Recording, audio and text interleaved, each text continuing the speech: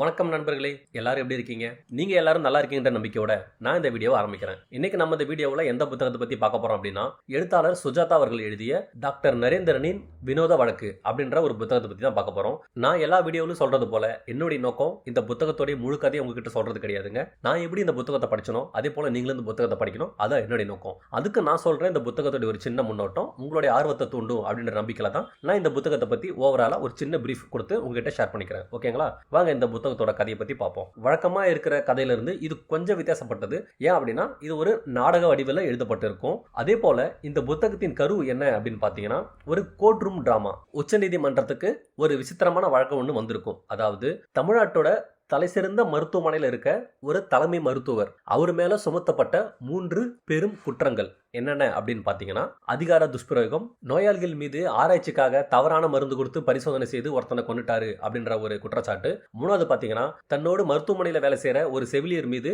இவர் பாலியல் சீண்டல் செய்திருக்காரு அப்படின்னு சொல்லிட்டு இன்னொரு குற்றம். இது போல 3 பெரும் குற்றங்கள் இவர் மீது சுமத்தப்பட்டு இவரை கோர்ட்ல ஆஜர் பண்ணியிருக்காங்க. இப்போ வழக்கு வந்து விசாரணைக்கு வருது. இப்போ நீதிபதி இந்த வழக்கை எடுத்து விசாரிக்க ஆரம்பிக்கிறாரு. என்னன்னு பாத்தீங்கன்னா, இந்த குற்றம் சுமத்தப்பட்ட டாக்டருக்கு ஆதரவா வாதாட எந்த வக்கீலும் கிடையாது. ஆனா இவரை எதிர்த்து வாதாட, அதாவது இவர் செஞ்ச இந்த 3 தப்புகளையும் நிரூபிக்கிறதுக்காக இவரை எதிர்த்து வாதாட வந்திருக்க அந்த வக்கீல் யாருன்னு பாத்தீங்கன்னா, தமிழகத்துல இருக்க one of the top lawyer வந்திருக்காரு. ஆனா இந்த பக்கம் டாக்டருக்கு ஆதரவா வாதாட எந்த ஒரு வக்கீலும் முன் வரல, கோர்ட்ல யாரும் ஆஜராகல. இந்த விஷயம் நீதிபதிக்கு ரொம்பவே வியப்பை கொடுத்தது. ஏன்னா ஆப்போசிட்ல இவ்வளவு பெரிய லாயர் இருக்காருன்னா அதற்கு எதிர்த்து வாதாட அங்கேயும் ஒரு பெரிய லாயர் இருக்கணும். இதுதான் எல்லா கேஸும் நடக்கும். ஆனா ஆப்போசிட்ல இவ்வளவு பெரிய லாயர் இருக்கும் போது இங்க இவருக்கு சப்போர்ட்டா யாருமே இல்லைன்றது நீதிபதிக்கு ஒரு பெரிய கேள்வியை உண்டாக்குச்சு. ஸோ நீதிபதி என்ன பண்றாருன்னா, டாக்டரை பார்த்து கேட்கறாரு, உங்க தரப்புல இருந்து வாதாடுறதுக்கு நீங்க யாராவது வக்கீல வச்சிருக்கீங்களா அப்படின்னு சொல்லிட்டு நீதிபதி கேட்கறாரு. அதுக்கு டாக்டர் ரொம்ப அமைதியா சைலண்டா சொல்றாரு, எனக்காக யாரும் வாதாட முன் வரல, நானும் யாரையும் வைக்கல, ஏன்னா இந்த தப்புலாம் நான் தான் பண்ணேன், தயவு செஞ்சு அதுக்கான தண்டனை எனக்கு கொடுங்க, நான் அதை ஏத்துக்கிறேன் அப்படின்னு சொல்லி டாக்டர் அவரோட வாதத்தை முன் வைக்கிறாரு. இந்த விஷயம் நீதிபதிக்கு இன்னும் வியப்பை கொடுக்குது. ஸோ இப்போ நீதிபதி என்ன பண்றாருன்னா, என்னதான் இவர் குற்றத்தை ஒத்துக்கிட்டாலும் சட்டம்ன்றது அப்படி செயல்படாது. செய்த தப்புகள் ஆதாரத்தோடு நிரூபிக்கணும், அப்பதான் குற்றவாளிக்கு தண்டனை கொடுக்க முடியும். ஸோ நீதிபதி என்ன பண்றாரு அப்படின்னு பாத்தீங்கன்னா, அரசு தரப்புல இருந்து ஒரு வக்கீல வந்து டாக்டருக்காக வாதாடுறதுக்கு நியமிக்கிறாரு. நியமனம் பண்ணிட்டு நீதிபதி அந்த புது வக்கீலை பார்த்து சொல்றாரு, நீங்க அடுத்த வாய்தாக்கு வரும்போது டாக்டரை பத்தி எல்லா விஷயத்தையும் கலெக்ட் பண்ணிட்டு என்ன நடந்துச்சு அப்படின்றத நீங்க ஒரு ஸ்டேட்மெண்ட்டை எடுத்துட்டு வாங்க.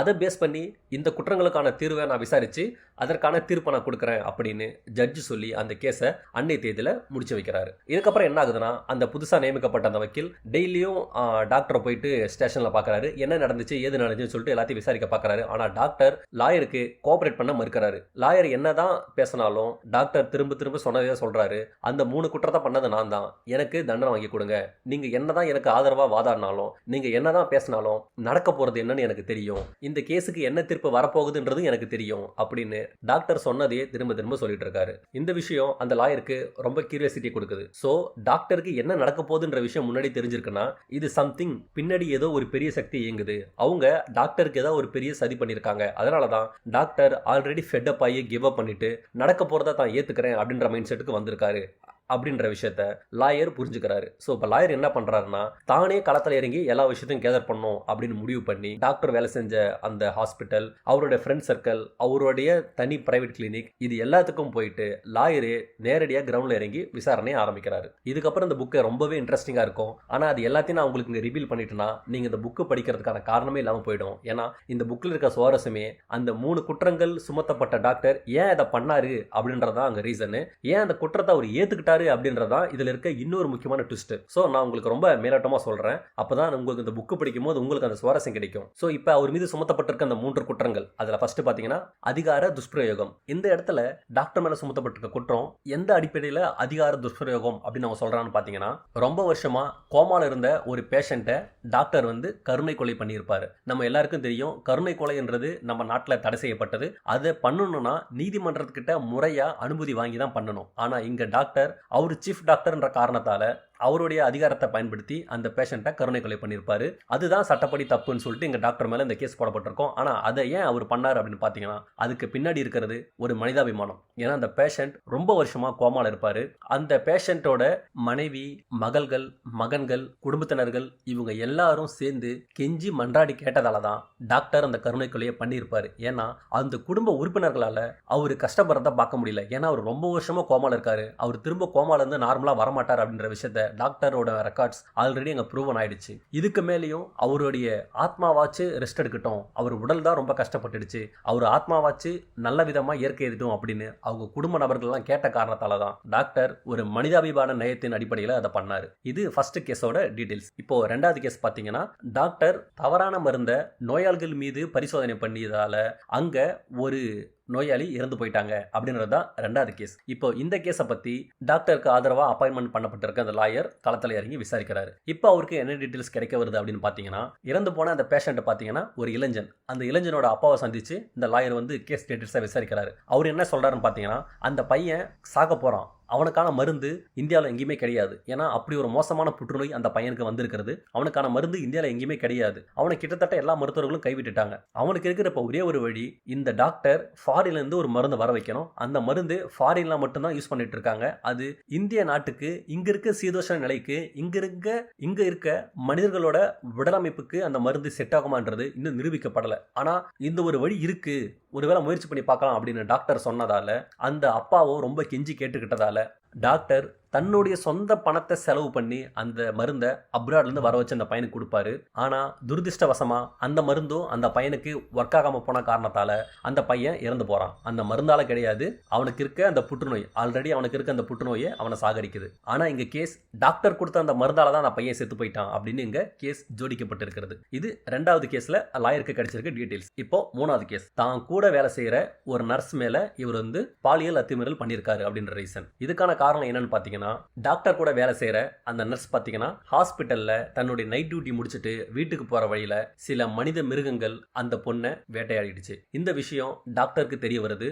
அவர் ரொம்ப மனசுடைஞ்சு கலங்கி போறாரு. அந்த நர்ஸ்க்கு தன்னுடைய பொண்ணோட வயசு தான் இருக்கும். அந்த இடத்துல தன் பொண்ணை வச்சு பாக்குறாரு. ஸோ இவர் இப்போ என்ன பண்றாருன்னா, அந்த மனித மிருகங்கள் செய்த தாக்குதலால அந்த பொண்ணு கன்சீவ் ஆகக்கூடாதுன்ற காரணத்தால அந்த ஹாஸ்பிட்டல் இருக்க இன்னொரு டாக்டர் கிட்ட சொல்லி இந்த பொண்ணுக்கு கருக்கலைப்பு செய்ய சொல்றாரு. ஆஸ் பர் ப்ரொசீஜர் கருக்கலைப்பு செய்யணும்னா பொண்ணோடைய பேரண்ட்ஸ் கூட இருக்கணும், இல்லைன்னா பொண்ணோடைய ஹஸ்பண்ட் கூட இருக்கணும். பட் இங்க இந்த விஷயத்துல பொண்ணு அவங்க பேரண்ட்ஸ் கிட்ட சொல்ல முடியாது. தெரிஞ்சா அவங்க ஃபேமிலி பாதிக்கப்படும். வீட்டில் தெரிஞ்சா எல்லாருக்கும் தெரிஞ்ச மாதிரி அந்த பொண்ணுடைய எதிர்காலமே கேள்விக்குறியாகும். ஏன்னா நம்ம ஊர்ல பெண்கள் மீது ஏதாவது ஒரு வன்முறையோ தாக்குதலோ நடத்தப்படும் போது இன்னமும் பெண்களை கேள்வி கேட்கிற ஒரு சமூகமாக தான் நமக்கு சமூகம் இருக்கு. இது தெரிஞ்சுக்கிட்ட அந்த டாக்டர் இந்த விஷயத்த வெளியே சொல்லாம தன்னுடைய அதிகாரத்தை பயன்படுத்தி அவரு கருக்கலைப்பு செய்யறாரு. பட் இந்த விஷயத்த வந்து எதிராளிகள் கையில எப்படி எடுக்கிறாங்க அப்படின்னா, டாக்டர் தான் இந்த பொண்ணோட கர்ப்பத்துக்கு காரணம், அதனாலதான் அவரே எந்த ஒரு ஃபார்மாலிட்டிஸ் இல்லாம அந்த பொண்ணை கருக்கலைப்பு செய்ய சொல்லியிருக்காரு அப்படின்னு அவர் மேல பொய்யா கேஸை ஜோடிக்கிறாங்க. இதுதான் இப்போ இந்த 3 கேஸோட டீடைல்ஸ். இது மூணுத்தையும் நம்ம லாயர் அவராகவே களத்தில் இறங்கி எல்லா விஷயத்தையும் கண்டுபிடிக்கிறாரு. இந்த ஒவ்வொரு விஷயத்தையும் அவர் கண்டுபிடிக்கும் போது ரொம்ப இன்ட்ரெஸ்டிங்காக இருக்கும். ரைட்டிங் வந்து சுஜாதா அவர்கள் ரொம்பவே அழகாக கொடுத்துருப்பாரு. நம்ம ஒரு மூவி பார்க்குற ஃபீல் கிடைக்கும். ஒவ்வொரு ட்விஸ்ட்டும் ரிவீல் பண்ணும்போது ரொம்பவே அருமையாக இருக்குங்க. அவருக்கு எதிராக ஃபேப்ரிகேட் பண்ணப்பட்ட இந்த எல்லா கேஸ்லையும் நடந்தது எல்லாம் உண்மைதான், ஆனால் அதுக்கு வேற ஒரு பக்கம் இருக்குது அப்படின்றதான் இந்த கேஸில் வந்து முக்கியமான விஷயம். இந்த எல்லா விஷயங்களையும் டாக்டருக்காக அப்பாயின்மெண்ட் பண்ணப்பட்ட அந்த புது லாயர் வந்து எல்லாத்தையும் கண்டுபிடிச்சு கோர்ட்டுக்கு எடுத்துட்டு வருவார். ஆனால் கோர்ட்டில் அவரால் அதை நிரூபிக்க முடியாது. காரணம் பணபலம், அதிகார பலம், அரசியல் பலம். எல்லாருக்கும் வர இந்த கேள்வி, யார் இதெல்லாம் பண்ணது, யார் இந்த டாக்டர் இப்படி மாட்டி விட்டது, யார் இவருக்கு எதிராக இந்த மாதிரி பொய் கேஸ் எல்லாம் போட்டு ஃபேப்ரிகேட் பண்ணது அப்படின்னு பார்த்தா, டாக்டர் அந்த மருத்துவமனையில் ஒரு தலை சிறந்த மருத்துவர். எல்லாத்தையுமே அவர் நியாயமா கரெக்டா சரியா பண்ணுவார். அதுதான் அவர் பண்ண தப்பு. இங்க என்ன ஆகுதுன்னா, அவர் சரியா இருக்கிறதால அவரை சுத்தி இருக்கிற யாரும் சம்பாதிக்க முடியல, கையை நீட்டி லஞ்சம் வாங்க முடியல. இது எல்லாத்துக்கும் காரணம் இந்த டாக்டர். இவர் இந்த ஹாஸ்பிட்டல் இல்லைனா நாமெல்லாம் நல்லா இருக்கலாம் அப்படின்னு சொல்லி அந்த ஹாஸ்பிட்டல் இருக்க மொத்த கரப்ஷன் சிஸ்டம், அந்த ஹாஸ்பிட்டலுக்கு மேல இருக்க மொத்த மெடிக்கல் மாஃபியா, இவங்க எல்லாரும் சேர்ந்து தான் பணத்தை வச்சு, பொய் சாட்சியை வச்சு, அரசியல் பலத்தை யூஸ் பண்ணி இந்த 3 பொய்யான குற்றங்களை அவர் மீது ஃபேப்ரிகேட் பண்ணி அவரை கோர்ட்டுக்கு அனுப்புவாங்க. கடைசியா டாக்டருக்காக வாதாட போற அந்த லாயர் எவ்வளோ ட்ரை பண்ணியும் அந்த கேஸ் அவரால் ஜெயிக்க முடியாது. ஏன்னா அங்கே பணமோ அதிகார பலமோ ஆல்ரெடி அதனுடைய வேலையை காட்டி ஜட்ஜ்மெண்ட்டை எழுதி வச்சிருச்சு. இறுதியாக டாக்டர் ஜெயிலுக்கு போக வேண்டிய சூழ்நிலை ஏற்படும். அந்த ஜட்ஜ்மெண்ட் வந்த பிறகு டாக்டருக்கு ஆயுள் தண்டனை கொடுப்பாங்க. அந்த ஆயுள் தண்டனை கொடுத்து அவர் கோர்ட்டு விட்டு வெளியே போகும்போது டாக்டர் இப்படி எந்த தப்பும் செய்யாம ஜெயிலுக்கு போறதுக்கு காரணமா இருந்த அந்த அரசியல்வாதி கோர்ட்டு வாசல்ல நெஞ்சு வலி காரணமா நெஞ்சு பிடிச்சிக்கிட்டு கீழே விழுந்து கதறி அழுதுட்டு இருப்பான். அப்போ டாக்டர் ஓடி போய் அவனுக்கு ஃபர்ஸ்ட் எய்ட் பண்ண துடிப்பாரு. அந்த சமயத்துல டாக்டருக்காக சப்போர்ட் பண்ணத லாயர் சொல்லுவான், சார் இவன் தான் சார் உங்க வாழ்க்கையை அடிச்சவன், எந்த தப்பும் பண்ணாத நீங்க ஜெயிலுக்கு போறதுக்கு காரணம் இப்போ இவன் தான், அவனை காப்பாத்தாதீங்க, நான் தான் உங்களை காப்பாத்தல, தெய்வமாச்சும் உங்களை காப்பாத்திட்டோம், அவன் சாக போறான், அவனை விடுங்க அப்படின்னு சொல்லி அந்த லாயர் சொல்லும் போது அஸ் அ டாக்டர் ஒரு உயிரை காப்பாற்ற வேண்டியது என் கடமை அப்படின்னு சொல்லி கீழே விழுந்திருந்த அந்த அரசியல்வாதியை நோக்கி டாக்டர் அவன் கிட்ட போயிட்டு அவனுக்கு ஃபர்ஸ்ட் எய்ட் கொடுக்க ட்ரை பண்ணுவாரு. இந்த இடத்துல இந்த கதை முடியும். இந்த கதைக்கு ஒரு நெகட்டிவ் கிளைமேக்ஸ் தான் ரைட்டர் சுஜாதா கொடுத்திருப்பாரு. நான் இந்த புக்கு படிக்கும்போது பாத்தீங்கன்னா பாதி தூரம் வரும்போதே எனக்கு தெரிஞ்சிருச்சு, ஓகே டாக்டர் நிரபராதி தான், கன்ஃபார்ம் அவர் காப்பாத்திடுவாங்க, அப்படிதான் அந்த கதை எழுதப்பட்டிருக்கும்னு நினைச்சேன். ஆனா நடந்தது என்னமோ ஆன்டி கிளைமேக்ஸ். பட் உண்மை என்ன அப்படின்னு பாத்தீங்கன்னா இதுதான் நிதர்சனம். ஒரு ஹோல் கரப்ஷன் சிஸ்டம்குள்ள ஒரே ஒரு சரியான மனிதன் மாட்டிக்கிட்டா அவனுடைய நிலைமை இதுதான் அப்படின்றது ஏற்றுக்கொள்ளக்கூடிய ஒரு விஷயம் தான். ஆனா அப்படி நடந்திருக்க கூடாது அப்படின்னு தான் நம்ம மனசெல்லாம் விரும்பும். ஆனா அதான் உண்மை, அப்படிதான் நடக்கும். நம்மளை சுத்தி எல்லாம் அப்படிதான் இருக்கு. அது எடுத்து நம்ம கண்ணு முன்னாடி காட்டும் போது தான் கஷ்டமா இருக்கு. பட் இந்த உலகம் அப்படிதான் இயங்கிட்டு இருக்கு அப்படின்றது தான் நம்ம ஏற்றுக்கொள்ள வேண்டிய ஒரு கசப்பான உண்மை. இந்த புத்தகம் படிக்கும்போது எனக்கு எப்படி இருந்துச்சுன்னா டைரக்டர் பாலா படம் பார்த்த மாதிரி இருந்தது. அவருடைய படத்தோட கிளைமேக்ஸ் எல்லாமே பார்த்தீங்கன்னா நெகட்டிவ் கிளைமேக்ஸ்னு சொல்லுவாங்க. ஆக்சுவலாக எனக்கு பார்த்தீங்கன்னா அது நெகட்டிவ் கிளைமேக்ஸ்னு சொல்ல முடியாது. நிறைய படங்களோட கிளைமேக்ஸ் அதுதான் யதார்த்தம் அப்படின்ற மாதிரி தான் அவர் காட்டியிருப்பாரு. எப்பயுமே யதார்த்தம்ன்றது நாம ஏற்றுக்க மாட்டோம், ஏன்னா அது கொஞ்சம் வலிமிகுத்ததாக இருக்கும். இந்த புக்லையும் அதே மாதிரி தான். என்னதான் டாக்டர் நிரபராதி, அவர் காப்பாற்றப்படணும் அப்படின்னு நம்ம நினைச்சாலும் இங்க இருக்கிற சட்டத்திட்டங்களும் இங்க இருக்கிற அமைப்புகளும் எல்லாமே பணம் படைத்தவர்களுக்கும் அதிகாரம் உள்ளவர்களுக்கு தான் ஃபேவரா இருக்குன்றத இந்த கதை நமக்கு எல்லாத்துக்கும் எடுத்து வச்சிருக்கு. அவ்வளவுதான் நண்பர்களே, இந்த புத்தகத்தில் நான் படிச்சது எனக்கு பிடிச்சது எல்லாத்தையும் உங்ககிட்ட ஷேர் பண்ணிக்கிட்டேன். வேற ஒரு வீடியோவில் வேற ஒரு நல்ல புத்தகத்தோட நான் உங்களை சந்திக்கிறேன். அது வரைக்கும் தேங்க்ஸ் ஃபார் யுவர் டைம். நன்றிகள்.